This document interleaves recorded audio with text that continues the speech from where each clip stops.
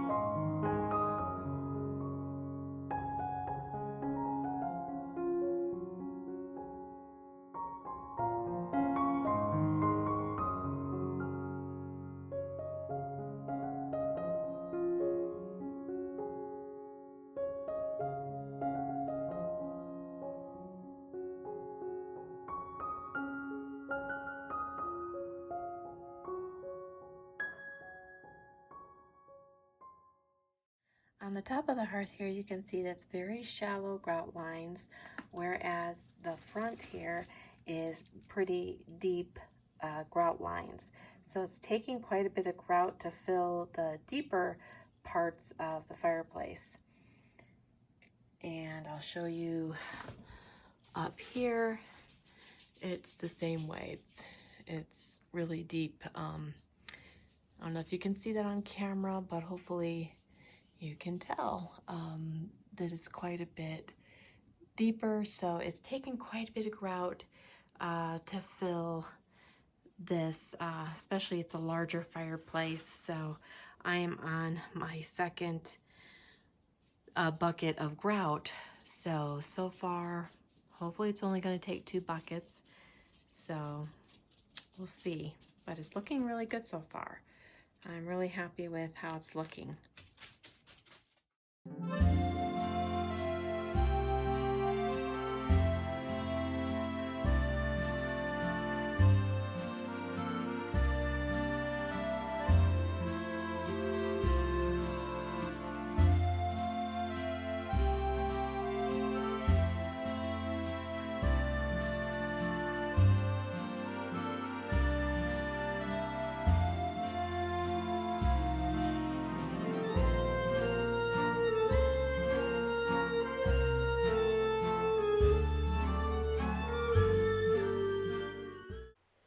Here it is all finished. I'm really happy with how it turned out. Let me know what you thought about this project, and would you consider doing something like this to update your fireplace brick?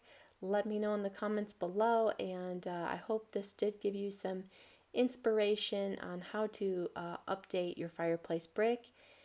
And also, if you're wondering why I didn't do the very top shelf part of the brick on the very top, is because my husband wants to build a fireplace, like a wood fireplace mantle on top. So I didn't do the top, but if he doesn't build it soon, I may just get too anxious and finish doing the top just in the meantime so that I can decorate the mantle. So I'm anxious to get decorating. So here's a look at the before. I always like to show before and after pictures so you can see the difference.